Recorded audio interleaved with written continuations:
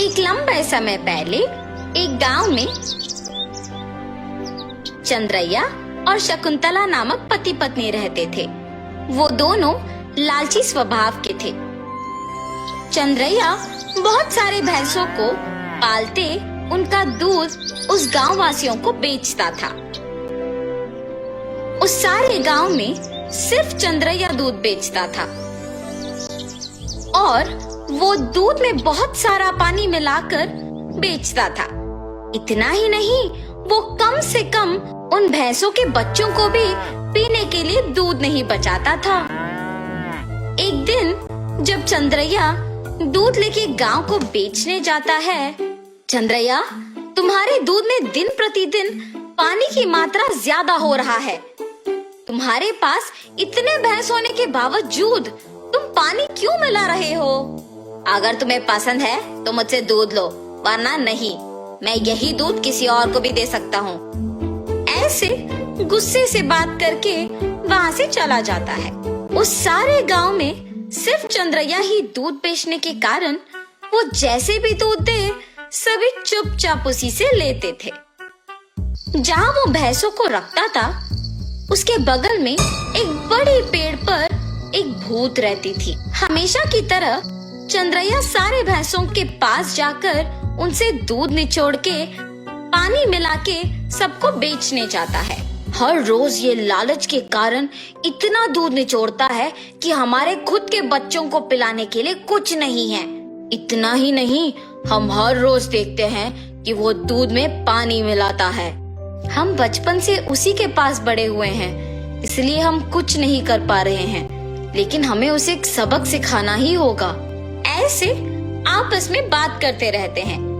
जब वहाँ की भूत उनकी बातें सुनकर सोचती है, हर रोज इन भैंसों की दुखी बातें मैं नहीं सुन पा रही हूँ, और इतना ही नहीं, इस आदमी के दूध में पानी मिलाने के कारण गांव वाले भी दुखी हो रहे हैं। इन भैंसों की सहायता से ही इस आदमी को सुधारना होगा। ऐसे सोचकर वो भूत उन भैंसों के पास आती है। तब मैंने तुम सब की बातें सुनी है। अगर तुम लोग मेरी बात सुनोगे तो तुम्हारे मालिक को सुधार सकते हैं। कौन हो तुम? तुम हमारी बातें सुन सकती हो? मैं एक भूत हूँ, इसी पेड़ पे रहती हूँ। मैं हर रोज तुम्हारी बातें सुनते रहती हूँ। हम तुम्हारी बात सुनेंगे, मगर वादा करो कि तुम हमारे मालिक को कुछ नहीं करोगी, सिर्फ उन्हें एक सबक सिखाओ, बस। ठीक है, तुम्हारे मर्जी के अनुसार उन्हें कुछ नहीं करूंगी। ऐसे कह के हमेशा की तरह चंद्रैया उनसे दूध निचोड़ने जाता है। जब वो निचोड़ने लगता है तब वो भैंस उसे जोर से लात मारती है।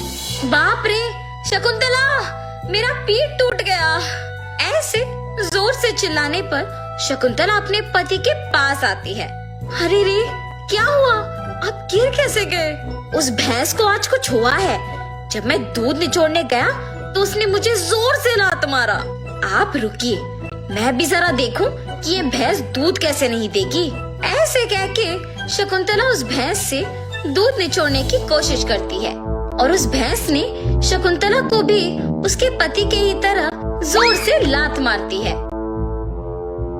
तुरंत उनके बच्चे ही सारे दूध पी जाना देख पति पत्नी कुछ नहीं कर पाते हैं सिवाय उनको देखना।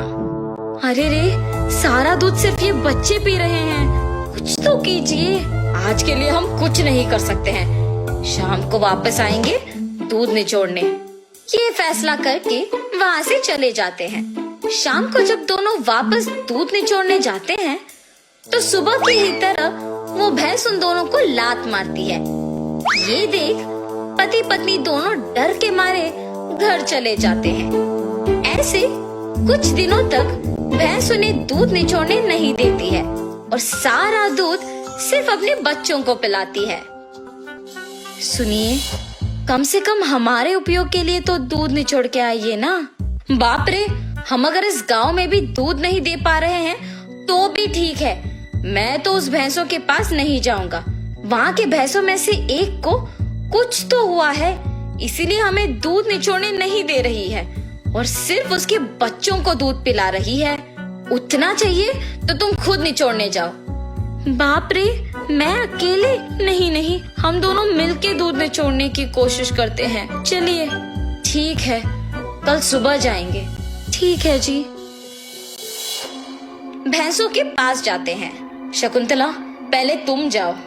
ऐसे कहने पर शकुंतला उन भैंसों के पास जाके दूध निचोड़ने की कोशिश करती है।